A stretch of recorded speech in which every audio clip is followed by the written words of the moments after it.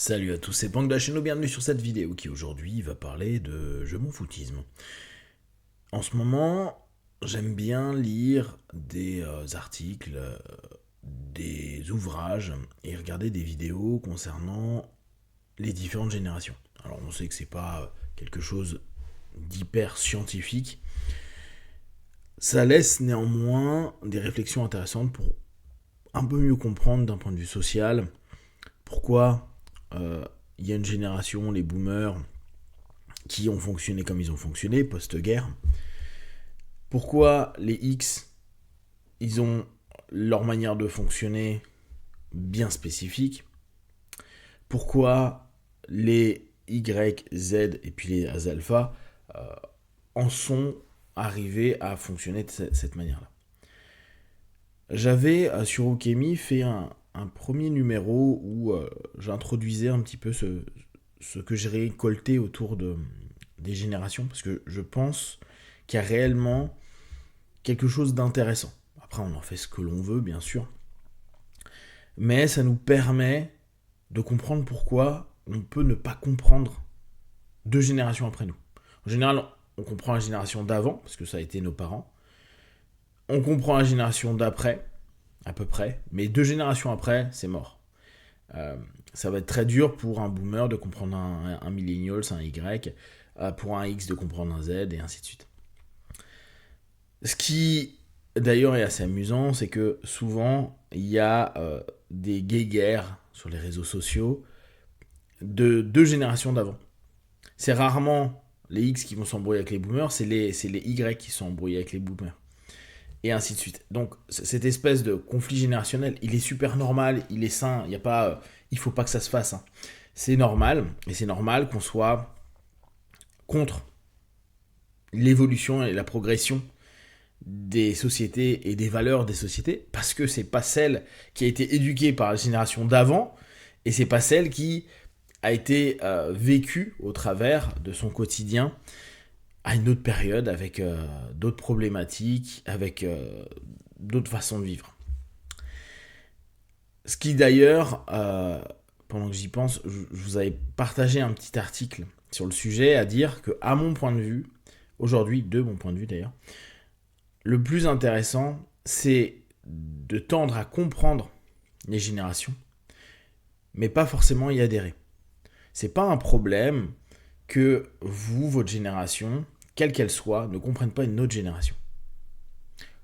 On peut tenter d'aller vers une volonté de compréhension, ça on peut tous le faire, mais après de passer de la compréhension à l'adhésion, il y a trop de différences de vécu. Il va y avoir peut-être 20, 30, 40 ans de vécu dans un système qui n'était pas le système qu'il y a aujourd'hui, qui fait que l'expérience ne donne pas les mêmes résultats que des plus jeunes qui vont avoir moins d'expérience, mais dans un monde qui est nouveau. Et on s'en rend compte, hein, quand il y a les conflits générationnels, bien sûr, des parents, on s'en rend compte aussi dans les actus, où on voit que, par exemple, aujourd'hui, la génération Z, elle a une façon de fonctionner, de manifester, d'être contre, d'être touché, etc., qui est très différente des millennials, des X ou des boomers. Même si on retrouve des manifs, etc. Mais c'est pas la même façon d'attaquer les choses, d'aller vers quelque chose. Et là encore, c'est pas un problème, je pense simplement que pour que les générations se sentent bien, en tout cas les personnes se sentent bien, toujours en étant ouvert aux autres générations, l'idée est quand même de rester avec des personnes qui ont les mêmes valeurs, croyances. En général, la génération qu'on a, on a les mêmes points de référence. Et vu qu'on a les mêmes points de référence, c'est beaucoup plus simple de parler, que ce soit politiquement, que ce soit idéologiquement, que ce soit au niveau des choses super concrètes du quotidien, parce qu'on a les mêmes logiques de base.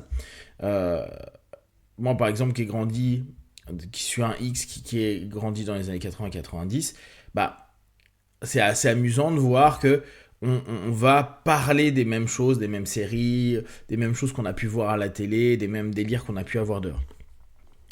Et ce qui est assez intéressant, c'est que justement, quand on reprend les différentes générations, une des générations qu'on a beaucoup oublié, c'est la génération des X. Pour plein de raisons. Alors si vous voulez, je vous ferai d'autres vidéos à ce sujet-là, en tout cas sur ce que j'ai pu trouver actuellement. Et c'est une génération assez silencieuse. On les entend pas trop. Et ce qui est assez amusant, c'est que quand on remonte sur la notion des X, elle est considérée comme une génération qui a appris à s'en foutre de tout. Et ça peut être assez dérangeant justement pour la génération Z de se dire, tiens, 2 générations avant, qui souvent peuvent être soit des parents, soit des personnes qui sont dans les institutions maintenant, ils ont rien foutu pour le système, ils s'en foutent de tout. Et effectivement, souvenez-vous, ça a été une période très rock, où il y a eu beaucoup de nihilisme, notamment on peut reprendre le grunge, mais même dans le hip-hop, pour les gens qui avaient une culture hip-hop, c'était très nihiliste. D'ailleurs, c'est amusant d'écouter les textes d'aujourd'hui et d'avant. Il y avait une notion où il y a eu, on dit en général des X que c'est 65, 80, voire 85. Ce qui est assez intéressant, c'est de se dire, il y a eu la fin dans les logiques musicales du funk, du disco, du disco qui allait arriver dans les années 80. Et il y avait dans les années 90 ce côté où il y a une espèce de pesanteur avec un rock un peu plus dark, avec en plus l'émergence de tous les rocks un peu extrêmes. Et il y avait cette notion de il n'y a pas de futur, génération de nos futurs. C'était assez intéressant parce qu'on pourrait se dire, tiens, un X pourrait être en accord avec un Z qui se dit, putain, mais le monde va mal et faut faire quelque chose. Et on s'aperçoit que ça n'a pas du tout le même impact. La génération de nos futurs, il y a eu vraiment cette notion à dire, on s'en fout. En fait, vu qu'il n'y aura rien et vu que tout va être le bordel et que tout ce qui a été promis par un système et tout ne sera pas, on s'en fout. Et quand je reporte ça sur des notions au quotidien avec des consultants, on se rend compte que beaucoup de personnes ne vont pas bien parce que, en plus c'est très mis en avant par énormément d'ouvrages, il y a énormément d'empathie, d'attention de tout ce qui se passe autour. Mais tellement d'empathie et d'attention à ce qui se passe autour que les gens sont dévorés par des histoires, des problèmes qu'ils ne peuvent pas gérer. Je reviendrai sur cette notion-là, mais factuellement, on ne peut mettre notre énergie que là où on peut faire quelque chose. Et pas sur ce qu'on peut faire sur les autres, mais déjà nous, par nous, pour après processer quelque chose. Et cette notion de se dire, en fait, on s'en fout. On s'en fout de ce qui se passe ailleurs. On s'en fout de ce qui se passe dans un contexte. Ça peut être aujourd'hui considéré comme totalement inhumain, égoïste, égotique. Mais dans une société qui est aujourd'hui ultra narcissique, qui met en avant l'ensemble de ses luttes, ses combats et de ses façons de penser au travers des vidéos et au travers de moi, regardez et j'ai des followers, la notion, elle est à repenser. Est-ce que c'est fait réellement pour le monde ou pour soi par rapport au monde ? Alors que dans la notion je m'en foutiste, il y a cette truc de je suis indifférent à ça, j'ai d'autres choses à faire. L'intérêt, c'est de pouvoir faire les choses. Et on peut voir que beaucoup de personnes je m'en foutiste le sont avec plein de choses du quotidien, mais certains éléments comme leur tribu et autres, ils arrivent à être hyper investis.